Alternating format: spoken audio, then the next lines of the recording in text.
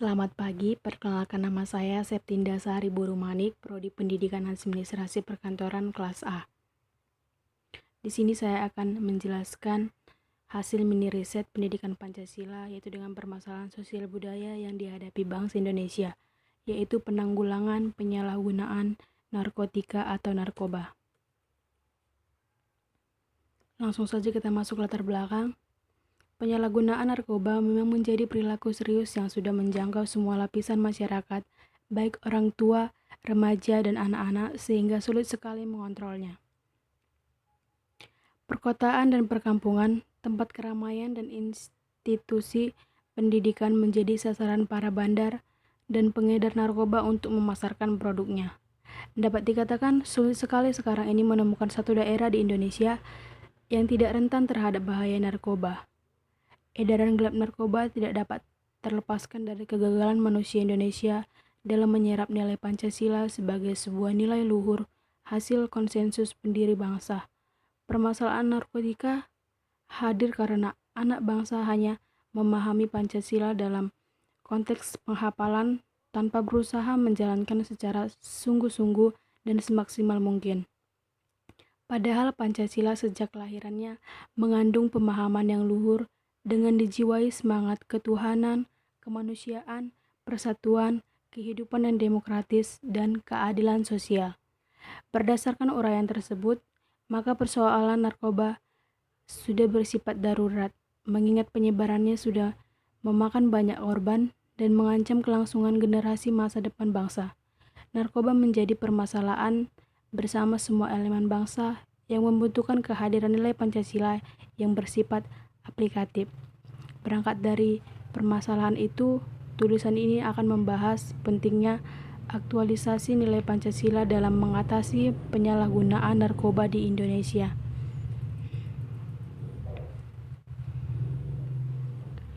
Selanjutnya kita masuk pengertian narkotika dan penyalahgunaan narkoba. Pengertian narkotika itu berasal dari bahasa Indonesia, dari bahasa Inggris narcotics yang berarti obat bius, yang sama artinya dengan kata narkosis dalam bahasa Yunani yang berarti menidurkan atau membiuskan. Namun pada dasarnya, narkotika itu sendiri adalah sejenis tumbuhan yang mempunyai bunga yang dapat membius orang menjadi tidak sadar dalam arti bius dan tidak merasakan apa-apa.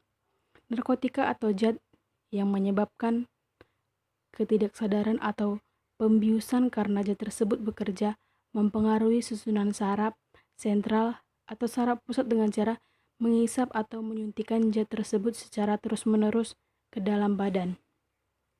Efek kerja dari narkotika itu yaitu membiuskan, dapat menurunkan kesadaran, merangsang atau meningkatkan prestasi kerja, ketagihan atau meningkatkan ketergantungan, dan berhayal atau halusinasi. Penyalahgunaan narkotika yang dilakukan seseorang dapat diartikan menggunakan narkotika tidak sebagaimana mestinya. Dalam hal ini tentunya di luar pengawasan seorang dokter. Demikian juga dengan penyalahgunaan narkotika di kalangan remaja dapat mempengaruhi keadaan dan lingkungan sekitarnya, baik itu lingkungan keluarga, lingkungan pergaulan, dan masyarakat di tempat tinggal mereka. Terjadinya penyalahgunaan di dalam masyarakat tentunya sangat memengaruhi masyarakat itu sendiri. Pengaruh itu bisa berupa pengaruh terhadap ketenangan dalam masyarakat, pengaruh terhadap timbulnya kejahatan dalam masyarakat, dan sebagainya. Tahapan dan pola pemakaian narkotika tidak sah sehingga menyebabkan ketergantungan atau kecanduan dibedakan dalam 5 tahap. Yaitu pertama, pola coba-coba. Pengguna narkotika tidak dipengaruhi rasa ingin tahu. Pada tahap ini, pengaruh teman sebaya kelompok sangat besar. Kemudian, pola pemakaian sosial. Pola pemakaian sosial adalah pemakaian narkotika untuk kepentingan pergaulan. Kemudian pola habituasi, yaitu pengguna dalam jumlah sedemikian banyak dan sering sehingga mengganggu kehidupan sosial.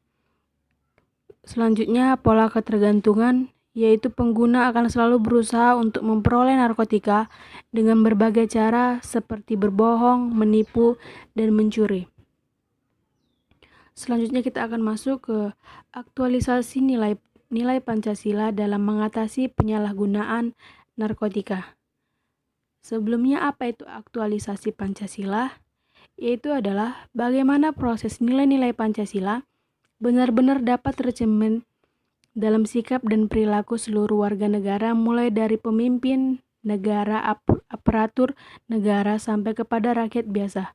Aktualisasi nilai-nilai Pancasila dalam kehidupan bermasyarakat, berbangsa, dan bernegara memerlukan situasi dan kondisi yang memungkinkan seluruh lapisan masyarakat yang dapat mencerminkan nilai-nilai Pancasila itu dan dapat terlihat dalam perilaku bermasyarakat, bernegara, dan berbangsa.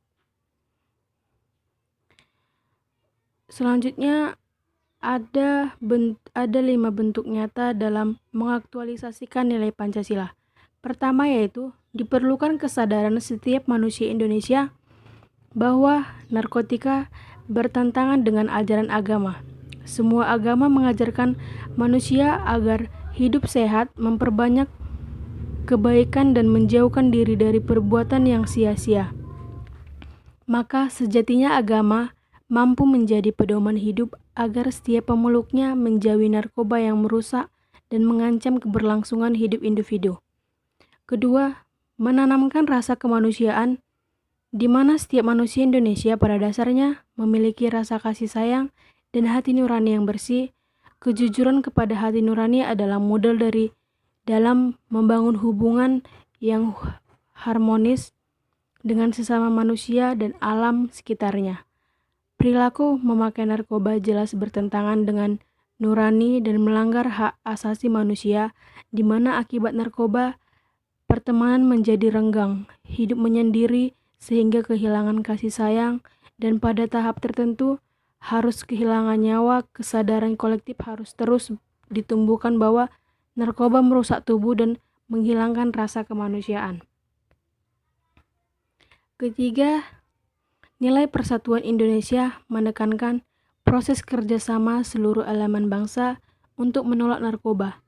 Kesediaan bekerja sama berangkat dari pemikiran bahwa memakai narkoba menandakan hilangnya cinta kepada tanah air. Keempat, seorang pengedar narkoba akan memaksakan kehendaknya kepada pemakai untuk membeli barang haram tersebut. Hal ini bertentangan dengan semangat sila keempat, di mana setiap manusia memiliki kebebasan untuk memilih. Di negara yang demokratis ini, setiap masalah diupayakan selesai melalui proses musyawarah, sementara para penjual narkoba tidak mau mengerti proses tersebut. Kelima, hilangnya kemakmuran dan kesejahteraan disebabkan masyarakat mengalami kecanduan narkoba yang mengarah kepada hilangnya nyawa manusia. Narkoba membawa dampak buruk, ketergantungan pemakaian kepada barang haram tersebut akibat pemakaian yang berlebihan. Tubuh menjadi rusak karena secara kesehatan narkoba membuat pemakainya yang sudah kecanduan menjadi kurus, sehingga semangat hidup mudah lupa dan dapat sewaktu-waktu bertindak anarkis di luar kesadaran dirinya.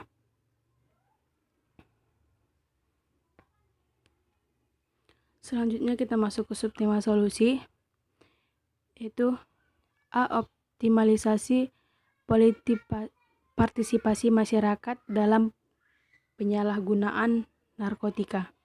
Salah satu cara mengoptimalkan partisipasi masyarakat dalam pengelolaan lingkungan hidup yaitu dengan banyak metode pencegahan yang dilakukan, yaitu dengan metode promotif dan preventif. Upaya yang paling praktis dan nyata adalah represif, dan upaya yang manusiawi adalah kuarif secara rehabilitatif yang digunakan dengan kegiatan pencegahan penyalahgunaan narkoba atau narkotika. Peran masyarakat luas dengan mendorong generasi di era globalisasi agar tidak terjebak di pengaruh negatif, yaitu lunturnya sosial budaya luhur Indonesia yang sesungguhnya. Kemudian langkah-langkah pencegahan penyalahgunaan narkotika dengan menggunakan metode-metode sebagai berikut. Yaitu 1. Metode promotif. Program promotif ini kerap disebut juga sebagai program promotif atau program pembinaan. Pada program ini, yang menjadi sasaran pembinaannya adalah para anggota masyarakat yang belum memakai atau bahkan belum mengenal narkotika sama sekali. Prinsip yang dijalani oleh program ini adalah dengan meningkatkan peranan dan kegiatan masyarakat agar kelompok ini menjadi lebih sejahtera secara nyata sehingga mereka sama sekali tidak akan berpikir untuk memperoleh kebahagiaan dengan cara menggunakan narkoba. Bentuk program yang ditawarkan yaitu pelatihan, dialog interaktif, dan lainnya pada kelompok belajar, kelompok olahraga, seni budaya, atau kelompok usaha. Pelaku program ini yang sebenarnya paling tepat adalah lembaga-lembaga masyarakat yang difasilitasi dan diawasi oleh pemerintah. Kemudian metode preventif. Program ini disebut juga sebagai program pencegahan, di mana program ini ditunjukkan kepada masyarakat sehat yang sama sekali belum pernah mengenal narkoba agar mereka mengetahui tentang seluk-beluk narkoba sehingga mereka menjadi tidak tertarik untuk menyalahgunakannya. Program ini selain dilakukan oleh pemerintah juga sangat efektif apabila dibantu oleh sebuah instansi dan lain termasuk lembaga-lembaga profesional yang terkait, perkumpulan organisasi masyarakat, dan lainnya. Bentuk dan agenda kegiatan dalam program preventif ini yaitu seperti kampanye anti penyalahgunaan narkotika, penyuluhan seluk-beluk narkoba, dan pendidikan dan pelatihan kelompok sebaya. Selanjutnya itu yang ketiga, metode kuratif. Program ini juga dikenal dengan program pengobatan, di mana program ini ditunjukkan kepada para pemakai narkotika atau narkoba. Tujuannya program ini adalah membantu mengobati ketergantungan dan menyembuhkan penyakit sebagai akibat dari pemakaian narkoba, sekaligus menghentikan pemakaian narkoba. Tidak sembarang pihak dapat mengobati pemakaian narkoba ini.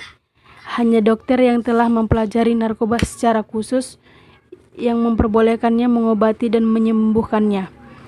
Pemakaian narkoba ini sangat rumit dan dibutuhkan kesabaran dalam menjalaninya. Kunci keberhasilan pengobatan ini adalah kerjasama yang baik antara dokter, pasien, dan keluarganya. Bentuk kegiatan yang dilakukan dalam program pengobatan ini adalah: pertama, penghentian secara langsung; kedua, pengobatan gangguan kesehatan akibat dari perhentian dan pemakaian narkoba; ketiga, pengobatan terhadap kerusakan organ tubuh akibat pemakaian narkoba; keempat, pengobatan terhadap penyakit lain yang dapat masuk bersama narkoba seperti HIV, AIDS, hepatitis, dan sebagainya. Kemudian metode rehabilitatif. Program ini juga sebagai upaya pemulihan kesehatan jiwa dan raga yang ditunjukkan kepada penderita narkoba yang telah lama menjalani program kuratif. Tujuannya agar ia tidak memakai dan bisa bebas dari penyakit yang ikut menggerokotinya karena bekas pemakaian narkoba. Kerusakan fisik, kerusakan mental, dan penyakit bawaan semacam HIV atau AIDS biasanya ikut menghampiri para pemakai narkoba. Itulah sebabnya mengapa pengobatan narkoba tanpa program rehabilitasi tidaklah bermanfaat. Setelah sembuh, masih banyak masalah yang harus dihadapi oleh bekas pemakai tersebut. Yang terburuk adalah para penderita akan merasa putus asa setelah dirinya tahu telah terjangkit penyakit semacam HIV dan lebih memilih untuk mengakhiri dirinya sendiri. Cara yang paling banyak dilakukan dalam upaya bunuh diri ini adalah dengan cara menyuntikkan dosis obat dalam jumlah berlebihan dan mengakibatkan pemakaian mengalami overdosis. Cara lain yang biasa digunakan untuk bunuh diri adalah dengan melompat dari ketinggian, membenturkan kepala ke tembok, dan menabrakkan kepada kendaraan yang sedang lewat. Banyak upaya pemulihan, namun keberhasilan sendiri sangat bergantung pada sikap profesionalisme lembaga yang menangani program rehabilitasi ini. Kesadaran dan kesungguhan penderita untuk sembuh, dukungan kerja sama antara penderita, keluarga, dan lembaga. Masyarakat mempunyai peran penting di dalam usaha penyalahgunaan narkoba ini.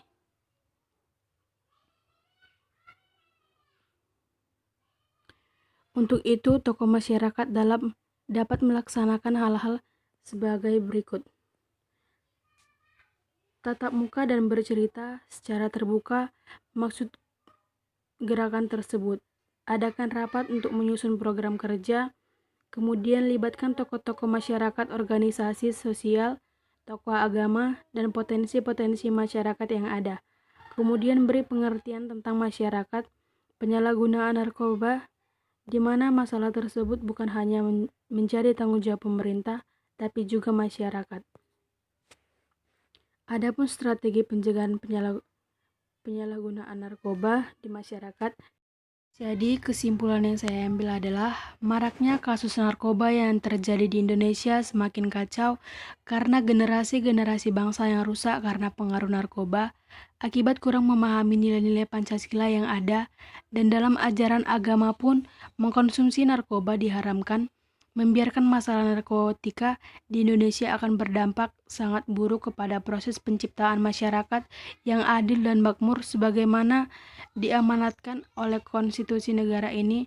Yang tak kalah mengerikan adalah masa depan kepemimpinan bangsa akan rusak sebab generasi mudanya telah ketagihan barang haram narkotika ini. Sehingga jelas dibutuhkan penanganan terhadap masalah narkotika secara terstruktur dan memiliki daya jangkau yang berdampak luas kepada seluruh sendi kehidupan masyarakat. Pancasila sebagai dasar negara sekaligus pandangan hidup bangsa sudah seharusnya melekat di dalam kepribadian setiap manusia Indonesia. Mereka yang menjalankan Pancasila bukan sebatas menghafal di ruang kelas atau dalam upacara bendera, akan mudah menyadari adanya persinggungan yang erat antara Pancasila dengan agenda perang terhadap narkotika secara menyeluruh. Sebab ditinjau dari kelima sila dalam pengajaran luhur ini, penyalahgunaan narkotika sangat jelas mengalami pertentangan. Narkotika adalah musuh terbesar bersama bangsa besar ini, sehingga untuk mengusirnya dibutuhkan partisipasi aktif semua komponen bangsa yang berdomisili di Negara Kesatuan Republik Indonesia. Aktualisasi nilai Pancasila tentu masih bersifat tentatif dan masih dapat terus dikembangkan secara detail.